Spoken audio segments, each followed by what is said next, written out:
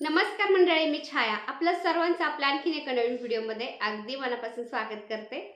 तर आजचा टॉपिक थोडासा वेगळा आहे, आपल्या सगळ्या स्त्रियांचा आवडता पण आहे। तर आजच्या व्हिडिओमध्ये मी तुम्हाला म्हणजे बऱ्याचशा पाठीमागं कमेंट येत होत्या आणि आताही मध्ये मध्ये कमेंट येतात की फौजी साहेब आणि तुम्ही एवढं छान राहता, तुमचं परिवार एक मिळून एकजुटीने राहतं, तर तुम्ही कसं राहता, तुमचे भांडणं होतात की नाही। तर मला तरी वाटतं की असं एकही घर नसेल की त्या घरामध्ये नवरा बायकोची भांडणं होत नाहीत। आमचेही होतात, पण भांडण कसं आमचं 5, 10, 15 मिनिटाचं भांडण फक्त, आम्ही 10-15 मिनिटानंतर विसरून जातो।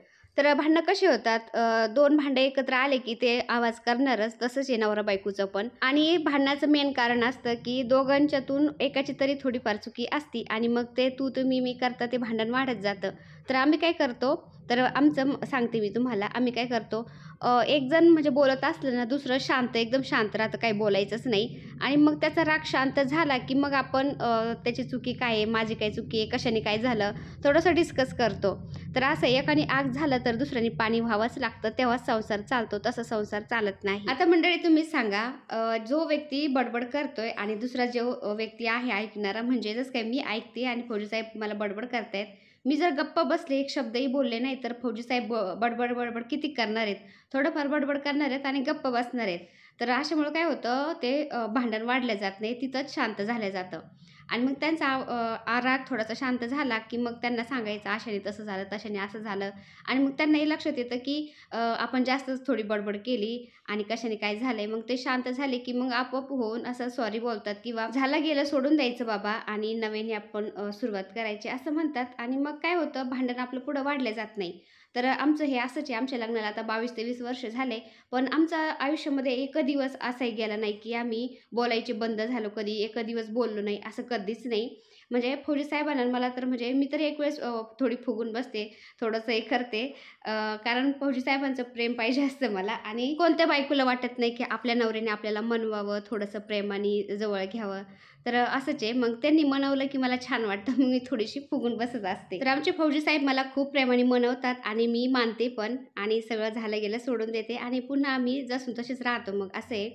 तर घरातला म्हणजे स्त्री आहे ना, ती फुगून जरी बसली तरी पण चालतं, पण पुरुषाने जर फुगून बसलं तर मग स्त्रीला घरामध्ये एकटं एकटं वाटतं, कारण घरातले कितीही तिला समजून घेत असले, कितीही जीव लावत असले, तर नवरा जर तिच्यावर फुगून बसला तर तिला एकटं एकटं वाटत असतं। त्यामुळं पुरुषाने कधीही म्हणजे असं फुगून नसतं बसायचं। तर फौजी साहेबांचं आमचं तसंच आहे, ते मी फुगून बसलेले असले ना, म्हणजे त्यांना कळतं लगेच हिला काय कसलं तरी राग आलाय काय वगैरे, तर ते लगेच येऊन मला मनवतात। आता तर सासू-सासरे नाही आहेत म्हणा, ते पण वारलेले आहेत, आम्ही दोघंच आहेत।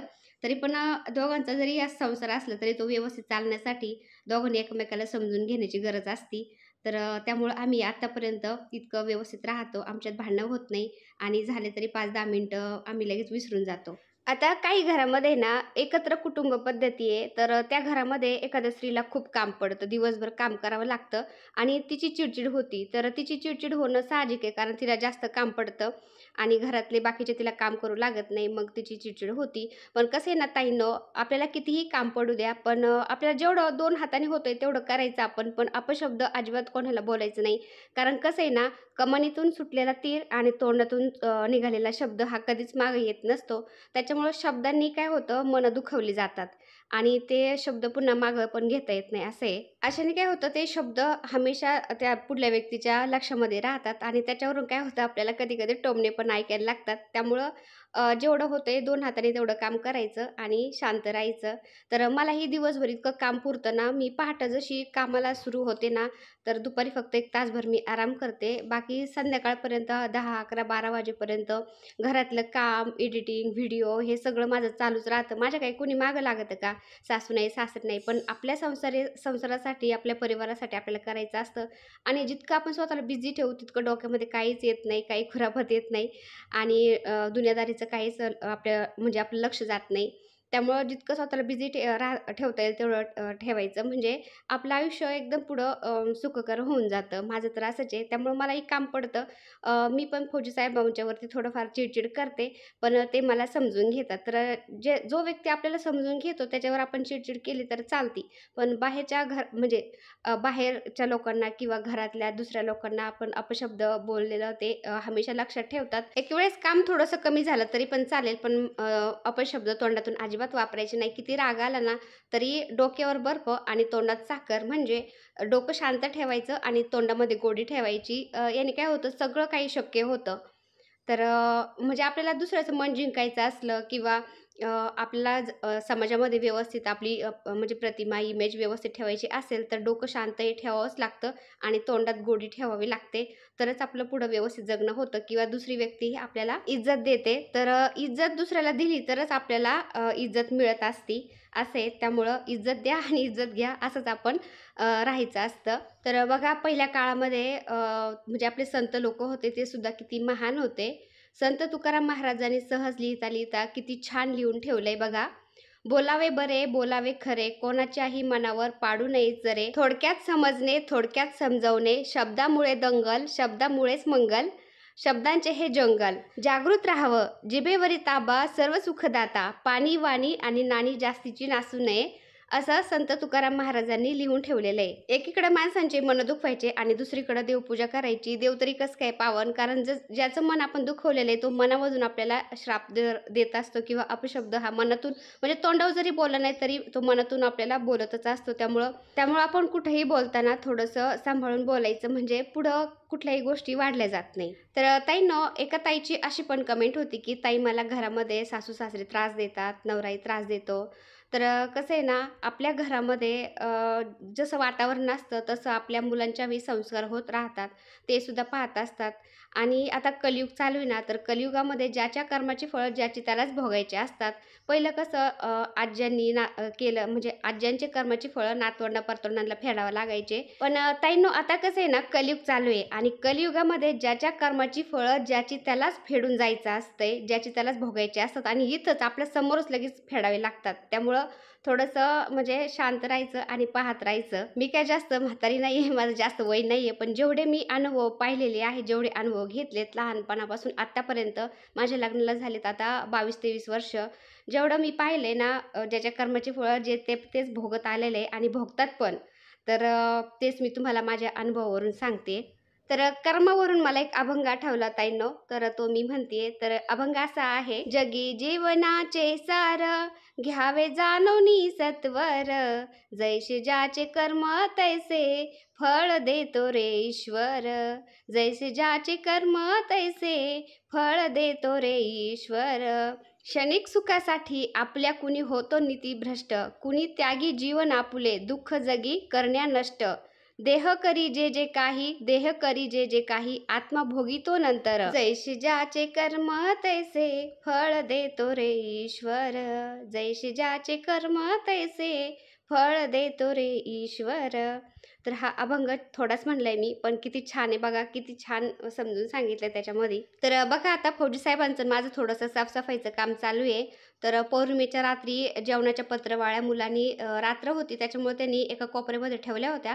पण हवेने त्या सगळ्या इकडं तिकडं पांगल्यात. त्यामुळं फौजी साहेब म्हणले आपण जरा त्या गोळा करून जाळून देऊ. म्हणजे सणासुदीला छान वाटतं. ते बाहेर इकडे तिकडे पांगलेले असते ना कागद, ते आपल्यालाच बरं वाटत नाही. त्यामुळे थोडंसं साफसफाईचं काम चालू आहे.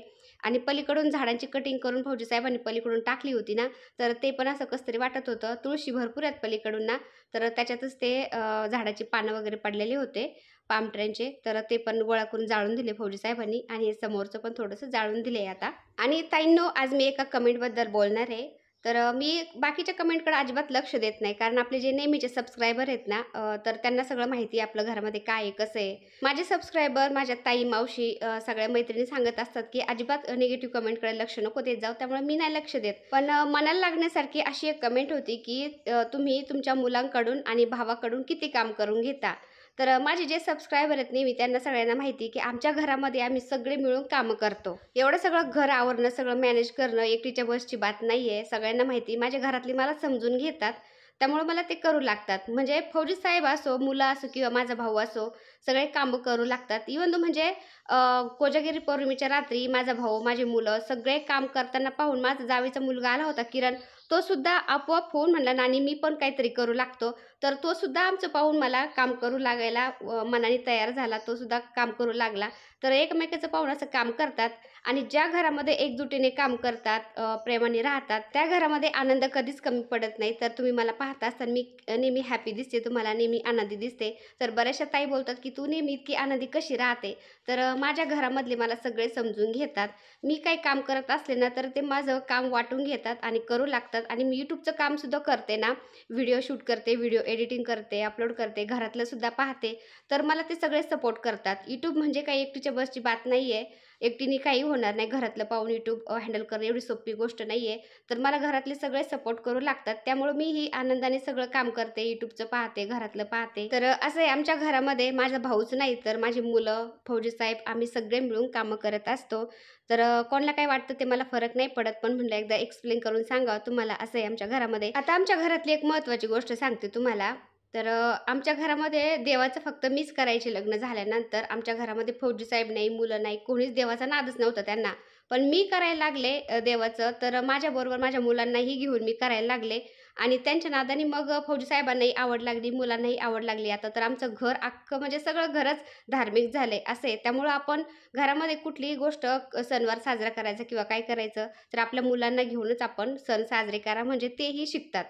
कसं आहे ना, कलियुग चालू आहे ना, तर ही जुनी परंपरा थोडीफार म्हणजे मोडतच चालली.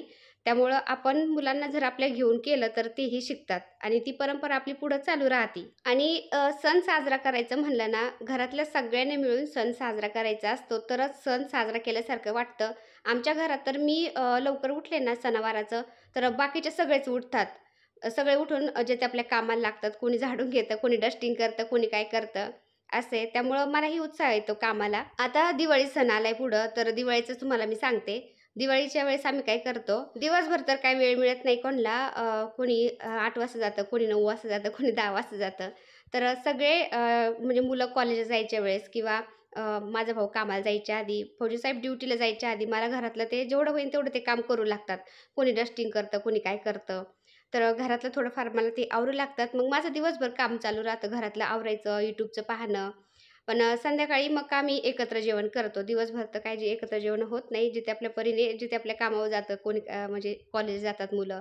मग संध्याकाळी सगळे एकत्र जेवण करतो आणि दिवाळीच्या वेळेस आम्ही लवकरच जेवण करतो. म्हणजे काय होतं, रात्रीचं 8 वाजेपर्यंत जेवण झालं, की आम्ही तिथून पुढं एखादा पदार्थ बनवत असतो दिवाळीचा मग आणि सगळे मिळून बनवतो. म्हणजे काय होतं, जेवढा जास्त वेळ एका बाईला बनवायला लागतो ना, सगळ्यांनी मिळून जर बनवलं ना, ते अर्ध्या तासामध्ये सगळं होऊन जातं आणि खूप कॉमेडी होते. असं म्हणजे हसून खेळून बनवतो ना आम्ही, तर कधी काम उरकले, कधी ते आमचं बनवून झाले ते कळत पण नाही. आता आमच्या घरामध्ये आम्ही इतकं प्रेमाने, एकजुटीने राहतो ना, तर उद्या माझी सून पण येईन. 2 सुना येतील मला. तर माझ्या सुनासुद्धा तसंच राहत्यान प्रेमाने. तर घरातलं वातावरण जसं राहतं ना आपल्या, तसंच पुढली जी व्यक्ती येणार आहे, ती सुद्धा तसंच राहते. त्यामुळे आपल्या घरातलं वातावरण असं एकदम हॅपी, प्रसन्न ठेवायचं. आणि आजकालच्या युगातलं म्हणजे आजकालच्या काळाची परिस्थिती मी तुम्हाला सांगते. जसे मी अनुभव पाहिलेत, ऐकलेत त्याच्यावरून सांगते. जेव्हा लग्नाच्या आधी म्हणजे आपल्या मुलांच्या लग्नाच्या आधी आपले मुलं म्हणतो आपण. खूप जीव लावतो त्यांना. आपले मुलं आहेत म्हणल्यावर आपण जीव लावणारच त्यांना.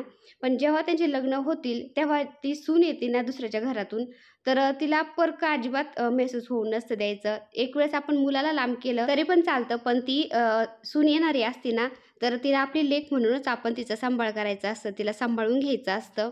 कारण आपला लेक आहे ना म्हणजे मुलगा, तर तो बाहेर जातो, बाहेरून हिंडून फिरून येतो, कामावून येतो. पण सून आपली 24 तास आपल्या घरामध्येच आपल्याजवळ असती. त्यामुळं तिला समजून घेणं गरजेचं असतं. आता मंडळी, आपण सुद्धा एक ना एक दिवस म्हातारे होणारच येतं. पण माझ्या अनुभवावरून तुम्हाला एक सांगते मी. आपला मुलगा-मुलगी एक वेळेस आपलं करणार नाही, पण आपली सून नक्कीच करत असते. कारण आपली मुलगी दुसऱ्याच्या घरी सून म्हणूनच गेलेली असती. ती तिच्या संसारामध्ये दंग असते. मुलगाही आपलं काही करत नाही. तो त्याच्या जॉबवर जातो, कामाला जातो. पण सून आपली 24 तास आपल्याजवळच घरामध्ये असती आणि तिला जर आपण लेक म्हणून सांभाळ केला, तिला लेक म्हणून आपली तिला समजून घेतलं, तर आपल्या म्हातारपणाला आपली सून आपल्याला नक्कीच समजून घेते. जसं की माझे सासू-सासरे माझ्याबरोबर पण चांगले होते. माझं बाळपण सुद्धा माझ्या सासूनेच केलं. तर असे त्यामुळं मी म्हातारपणाला माझ्या सासू सासऱ्यांना कधीच अंतर दिलं नाही, त्यांना शेवटपर्यंत खूप जीव लावला. तर माझे विचार हे असे येतं, तुम्हाला पटले तर घ्या, नाही तर सोडून द्या. तर असं आहे. तर कोजागिरी पौर्णिमेचा व्हिडिओ मी अपलोड केला होता. तर त्या व्हिडिओला सगळ्या ताईंनी, मावशींनी, माझ्या मैत्रिणींनी भरभरून प्रेम दिलं मला. त्याबद्दल खूप खूप आभारी आहे सगळ्यांची. पण त्या व्हिडिओचे कमेंटचे उत्तरं मला देता आले नाही, कारण दुसऱ्या दिवशी भरपूर काम होतं सकाळी. हे बघा असं होतं, घरातलं पण काम होतं, सगळं आवरायचं पण होतं, त्यामुळे मला कमेंटचे रिप्लाय द्यायला जमलं नाही. तर उशिरा का होईना मी सगळ्या कमेंटचे उत्तरं देत असते. तर आज मी सगळ्या कमेंटचे उत्तरं देणार आहे. तर आजचा व्हिडिओ कसा वाटला कमेंट करून नक्की सांगा. व्हिडिओ आवडला असेल तर एक लाईक नक्की करा. चॅनलवर नवीन असेल तर प्लीज आपल्या चॅनलला सबस्क्राईब पण करा. चला तर भेटूया पुन्हा अशाच एका छानशा व्हिडिओबरोबर. तोपर्यंत बाय बाय. व्हिडिओ बघितल्याबद्दल खूप खूप धन्यवाद सर्वांचे. सर्वांना श्री स्वामी समर्थ.